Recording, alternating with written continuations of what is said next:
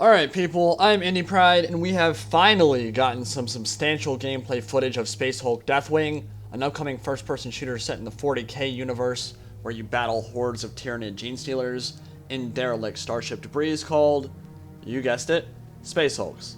Here's the game plan. I'll do a brief introduction for those of you who don't know much about 40k or this game in particular, and then we'll jump into the gameplay. Every so often, I'll give my opinion or thoughts on something that we see on screen as we watch together, but I don't think I'll do much pausing like I sometimes do with my Total War Warhammer trailer analysis. This will be more about my gameplay impressions, and as we roll along, I'll also cover some of the news about the game. So in Space Hulk Deathwing, you play as a member of the Deathwing, the elite first company of the Dark Angel Space Marine chapter.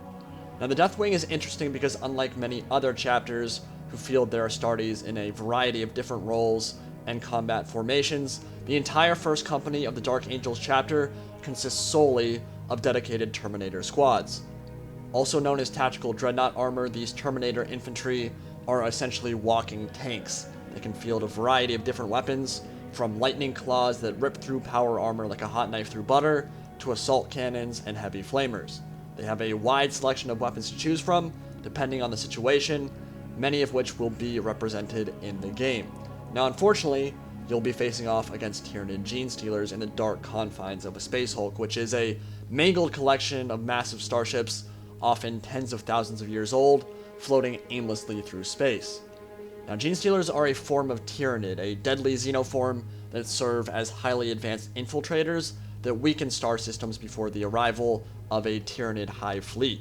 They impart their own genetic material inside lifeforms they infect, and over the course of several generations, a new Genestealer is born once the host gives birth to offspring. These will then share some genetic traits of their host, so there are a variety of different Genestealer enemies you'll face in this game, but I said unfortunately because Pure Strain and Broodlord Genestealers have claws sharp enough to rip through Terminator armor very easily. So within the close quarters of an abandoned Space Hulk, swarms of these things can rip you apart in seconds, and they very often will infest a massive Space Hulk like the ones you'll be on board with in Space Hulk Deathwing. So with all that said, let's get on to the gameplay, and then as we go through, I will give you my impressions and thoughts and some news as we move along. Inside the Sanctum Imperator, these impious creatures will find much to conceal their whereabouts and movements. Be on your guard, brothers. One of the things you'll notice instantly in this gameplay is the heavy movement of your Terminator squad. You aren't meant to be super fast or agile in Terminator armor. Every movement you make has weight and power behind it, and you can hear that every single time you take a step. I think Relic could have taken a cue from this game on how Terminator armor actually works. No Gabriel Angelos flipping or jumping or twirling. You're a juggernaut, not a ballerina. The Xenos are uncounted. They are overwhelming us. Fire Xenos! Warrior Stray, slay the abomination! Warrior Stray! Warrior Stray! This one. We are not alone. We are the angels of death.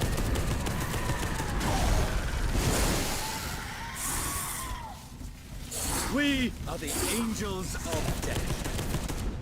Early on, you're definitely going to notice that the voiceovers and callouts are happening way too frequently. You can hear your brothers constantly saying, Xenos incoming and rocket launcher spotted, that kind of thing, multiple times in a row sometimes, which gets pretty obnoxious.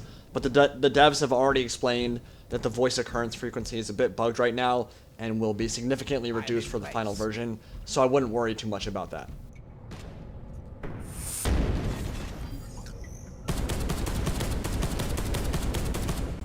I was a little unfair to Relic a minute ago. They've crafted some great 40k games, and I'm sure they know that Terminator armor doesn't flip or jump. Just like I'm sure Streamon Studio knows that it's generally accepted that Terminators don't sprint either. So why is the Terminator armor sprinting in this footage? Well, for gameplay's sake, I'm sure. I haven't played it yet, but lore can be sacrificed somewhat for the sake of better, more entertaining gameplay. Whether sprinting will contribute to better gameplay, I have no idea because like I said, I haven't played it yet, but it is a purposeful design decision, not an example of developers not knowing more. And for me and most people, I would think it's just not very immersion breaking, although I'm sure some people will not be particularly happy that Terminators are sprinting in this game. I think at least some of us can agree that jumping and flipping in 900-pound armor sounds a lot more like heresy than simple sprinting. There will be plenty of debate about that, I'm sure.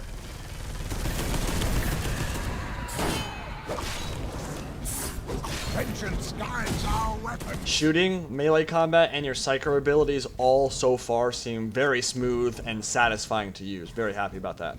Vengeance guides our weapons.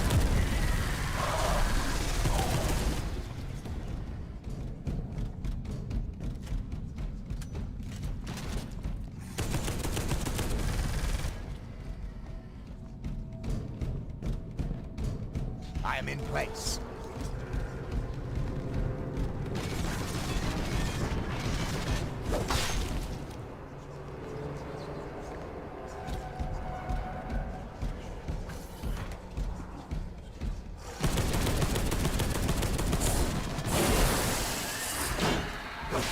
Brothers, ready up.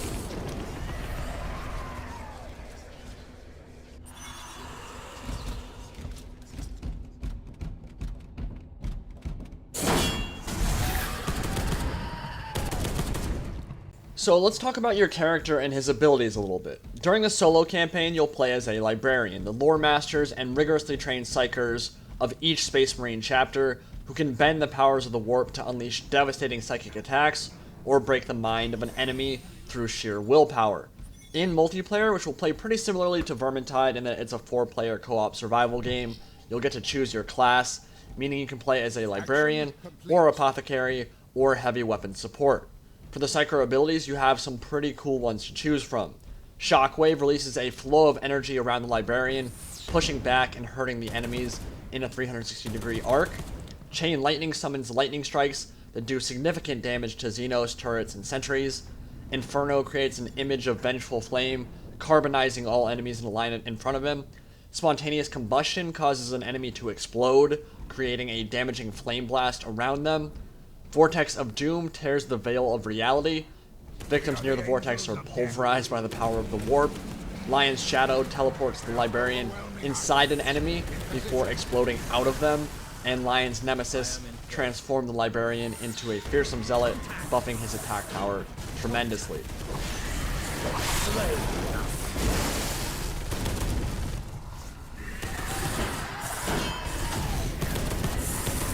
They are overwhelming us. Brother Barakiel has fallen. Barakiel.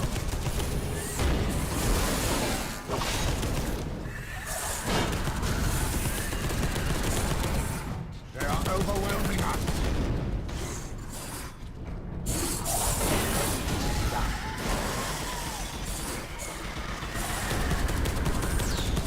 Missile launcher sight. They're up to the surface. Only the end will be the end. The Xenos are uncounted.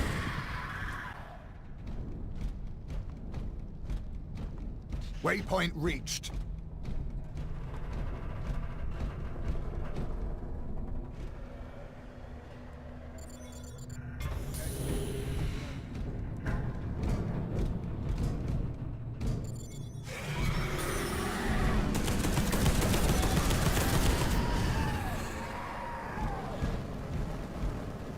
Woo, that Inferno. Toasty Tyranids, just how I like them. One thing I will say I worry about is whether or not the interiors of these ships will get repetitive. One of the easiest ways for a game to die early on is to make the player base feel like they're doing the same thing over and over with no real change in scenery or gameplay. These are ruined ships, so they will share some of that same aesthetic, but some of them will be beautiful high Gothic architecture like this Black Templar Crusader vessel. Some will be alien in nature, but the color palette and dark atmosphere could get boring if the gameplay space between maps doesn't have a lot of variation. Hopefully there will be some nice change of pace, both in terms of map design and the gameplay objectives you have to complete, And I think progression can be a good thing for the game too. I think unlocking weapons or some form of visual upgrade or customization could be a good thing for replayability. Now this is pretty cool. This is the Cygate mechanic. It will allow you to take a rest a limited number of times during a mission to get healed up, get your fallen brothers back, and restock on weapons and ammunition. The Adeptus Mechanicus will be servicing your armor while you're back on your home vessel, which is yet another awesome touch that I think demonstrates how faithful this adaptation to 40k lore is. There is a ton of world building and stuff that adds to the immersion in this game, and actually the story for the campaign is written by Gav Thorpe, who has penned a metric crap ton of Warhammer 40k novels. Now, I did see some leaked multiplayer gameplay a few days ago, and one thing that worried me when I was watching it was the respawn system. I don't know if it will change by the time the open beta is released. By the way, if you pre-order, you will be able to join the open beta automatically. It should start around November 25th, I believe they're shooting for. But basically what I saw was when you die, you just respawn again in 20 seconds to a minute, depending on the difficulty. And I don't really like that. I think I prefer Vermintide's mechanic where you have to fight through a good chunk of the level to get your partner back. Maybe it doesn't work quite as well with Deathwing's gameplay, but just appearing out of thin air alive and healthy again after a short respawn timer after being cut to pieces by Tyranids, and I don't know if I like that too much. I think it kind of ruins the immersion a little bit, but I'll have to play it for myself and see if it's a problem or if it even still exists once we get the actual game in our hands. I hear the claws of the Xenos.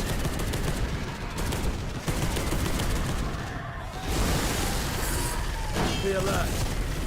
Be alert. Heavy stubber. Warrior strength. Slay the abomination. The sound of the bolters themselves could use a bit more of a punch, I feel. It doesn't sound bad at all, but a bolter is essentially a mini hand cannon that fires 75 caliber explosive kinetic rounds. And I personally own an M1911 pistol, which is 45 caliber, and I think it sounds more intimidating than the Storm Bolter he's rocking right now. Now, obviously, guns in real life are always going to sound way louder than they would in a video game, but I'd be down with them making it sound a bit more fearsome, slow down the fire rate just a bit, and kick up the damage to compensate. I want to hear Storm Bolters go boom, because that's what they do. Missile launcher neutralized.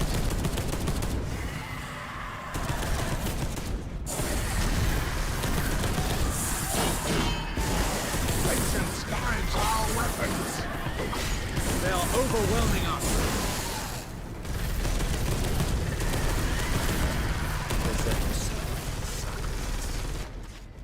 Combat looks so satisfying though, seriously, it looks like so much fun. And the visuals are beautiful. As for the voice acting though, I feel like it's a little bit flat in this gameplay. There isn't much range or depth. They sound kind of bored at some points, especially when they're getting swarmed by Genestealers, and I understand they're elite warriors who have trained, in some cases many centuries, in purging Xeno scum, so they know how to keep their cool, but maybe give it a bit more inflection. I don't know if they're going to change the voice acting by the time this game comes out, probably not. I think I do prefer Dawn of War's Terminator voice acting though, where they get really deep voices that sound like they're being spoken through a box, kind of all distorted and mechanical. But we've got a new look at an enemy here. I think that's a Warrior Brood Genestealer. It's definitely not a Brood Lord, but this thing is a monster, so let's watch this real quick. Concentrate firepower.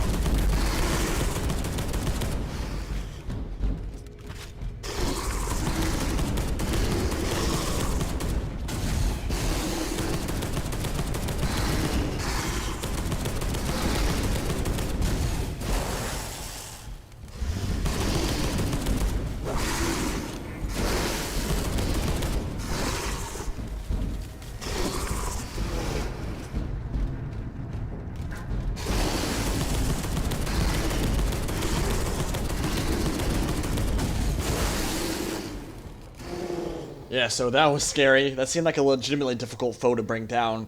Really cool fight there. And we're actually about to get a message from Grandmaster Belial, who is Mr. Big Dick numero uno in the Deathwing. So let's listen to that, and then I'll jump in with some more thoughts. We cannot board the Caliban's will. Access has been blocked by an alien energy field. The power source for the energy field is a plasma reactor in your vicinity. Access the 3 power relays to redirect the energy flow from the reactor.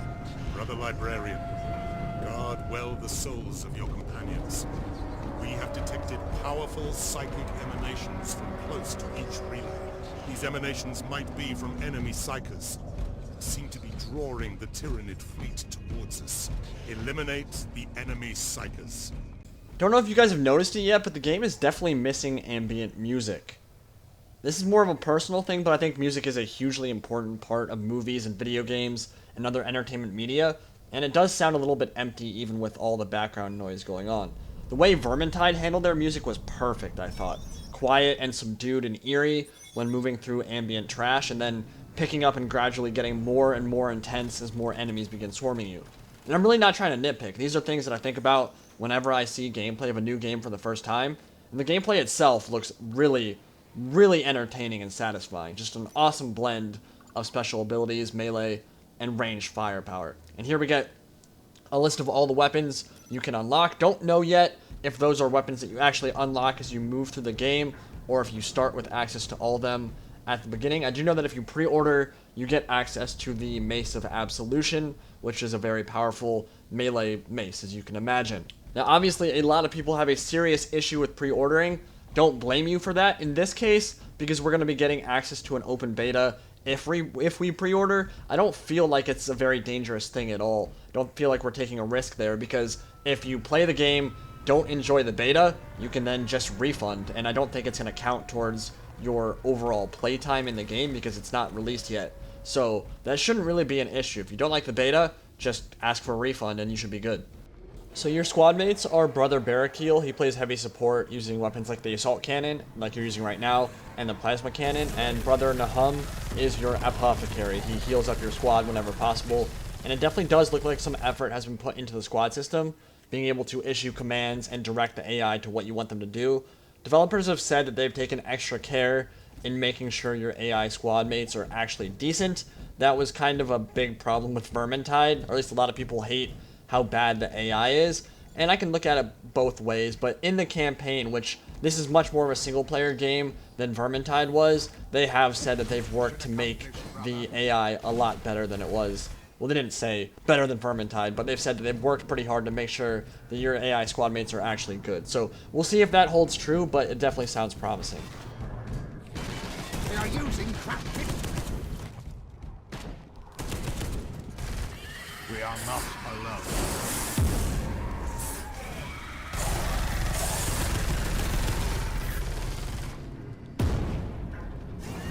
For the Emperor.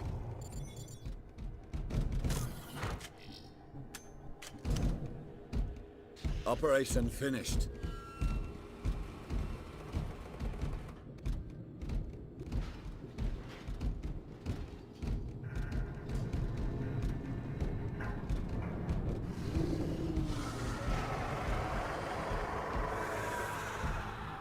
Love that Tyranid sound design. That just sounds so cool, echoing in the dark spaces that you're walking through and the stomping of your feet. There's definitely a very nice atmosphere in this game that makes you feel like you're getting surrounded by Tyranids, and then you get ambushed in a situation like this. You've got an enemy Psyker that we're about to see that does a crap load of damage when he unleashes his psychic energy at you. Look at this. Dang, you just took so much damage. You go to like full red and like a single psychic energy bolt from him. It's pretty cool. And I just think that the atmosphere in this game looks like it's so much fun. The assault cannon is booming. I love this weapon. It looks like it'd be a ton of fun to use. And that lightning ability is also pretty awesome. But yeah, I think overall, this gameplay and game in general looks like it's definitely going to be worth the money. It's only $30 on Steam right now, so it's not a full price game. It means it's probably going to have less content than a full release game, I'm sure.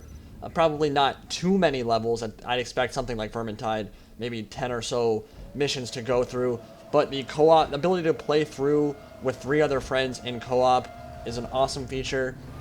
And it looks like a shooter that will just be really entertaining to go in with a bunch of friends. It's coming out on December 9th, like I just said right now, and I'm definitely personally excited for it. I will be playing the open beta and be uploading gameplay during that time. And I hope you guys enjoyed this video, and let me know your thoughts on Space Hulk Deathwing and whether you want to play it. Peace out, guys.